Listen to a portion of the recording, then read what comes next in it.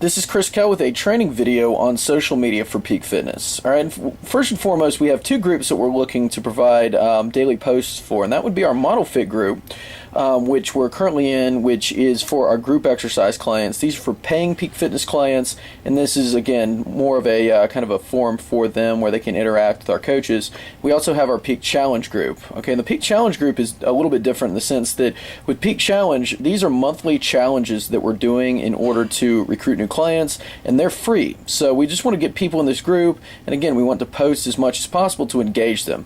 So in this post, we're going to talk about what we want and what we don't want in a post. Okay, and I'm gonna highlight a couple posts in our group where which are not necessarily what we're looking for. Okay, and I'll explain why. For example, this one, no excuses. Your workout can happen anywhere.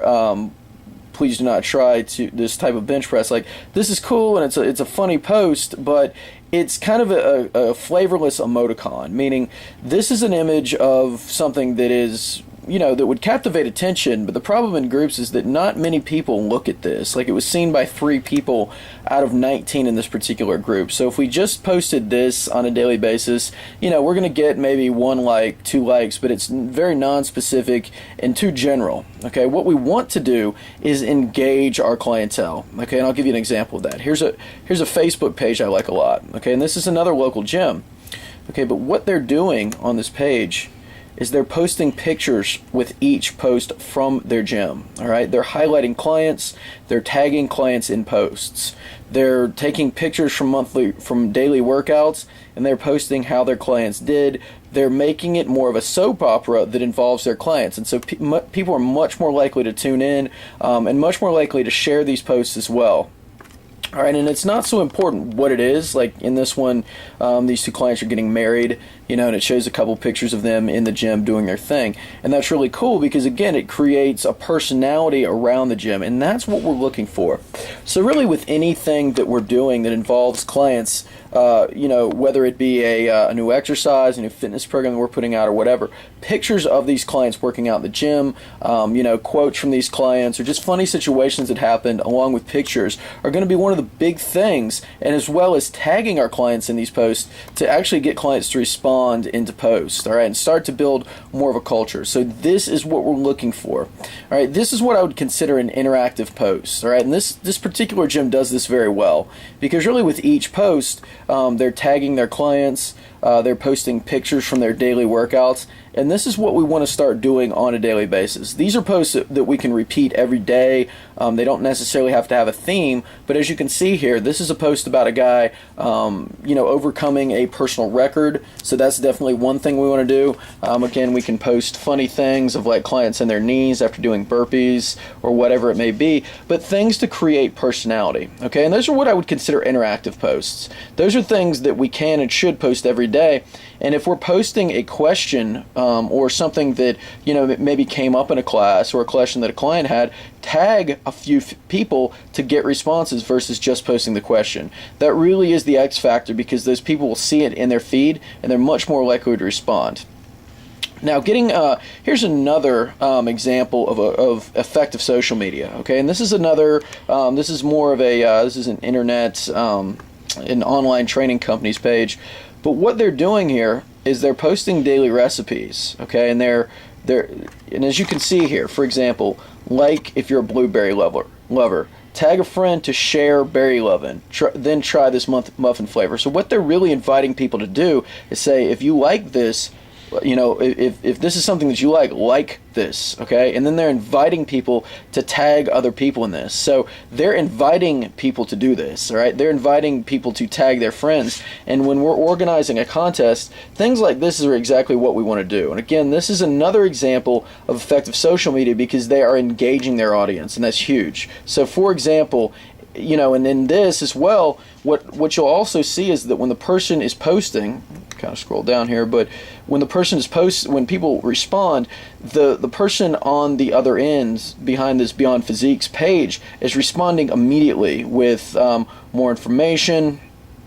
And that's really cool because, again, it's just giving you ideas in terms of, it's engaging these people, and that's extremely important. So, there are numerous examples here, and I'll also include a include a link to this particular one to give you some ideas. But this is definitely what we're looking for, because even, after you make just a more of a general post, going back to this here, this could have been made much more effective by then tagging, 5 people in the post and say, you know what I mean? And even, if they don't know what you mean, they'll respond in some way or another, and they'll say, maybe, no, I don't. But now, let's go on to our daily posts here, because the stuff that I just described were kind of more, those can definitely be daily posts, but we also want to go with themes on a daily basis, all right? So for our daily post, for example, on Monday, a typical one that I often see is Motivation Monday, okay? So we're saying we're posting some sort of motivational thing on Monday. Tuesday could be Workout Tuesday. Wednesday could be Recipes and Food. Thursday could be some sort of controversial topic like is long distance running good for fat loss, right? For example, that's one I hear a lot. And then Friday we could do a progress check and a recap. And these are not set in stone. Whoever's doing my social media can make whatever changes to this order that they want, but the bottom line is I want it to be some sort of a theme that we can repeat on a weekly basis versus just random stuff. Okay, so let's look at a couple ways that we can get content for these daily themes. So now if we're looking at two resources that I love for recipes, for food, for humor, what have you, would be Pinterest for one. And the cool thing with Pinterest is if we're looking for motivation, all we do is we type in motivation, fitness, we do a find, and that will bring up, many pins and emoticons that we could potentially share. Pick one that relates to maybe our audience, or something you've heard in our classes, or just something that interests you, and make it specific though. Don't just post it. Post something funny with it, or say, Chris Kelly or whoever, want to name a client, I was thinking of you when I posted this. Make it personal, or say, like this if you agree. Something to start to engage clients. All right, another resource to look at would be YouTube. Okay, so if we're looking for recipes that day, recipes, fitness. Okay, and that's going to give us really an abundance of different recipes and videos that we can post easily. All right, so again, it's not so much about the content, because there's so much out there. It's about the little things. It's about getting people engaged. It's about posting frequently and being consistent with what we do, and it's about following an order. Okay, so that's what I'm looking for through effective social media, and that's definitely what I'm hoping to get through our daily posts.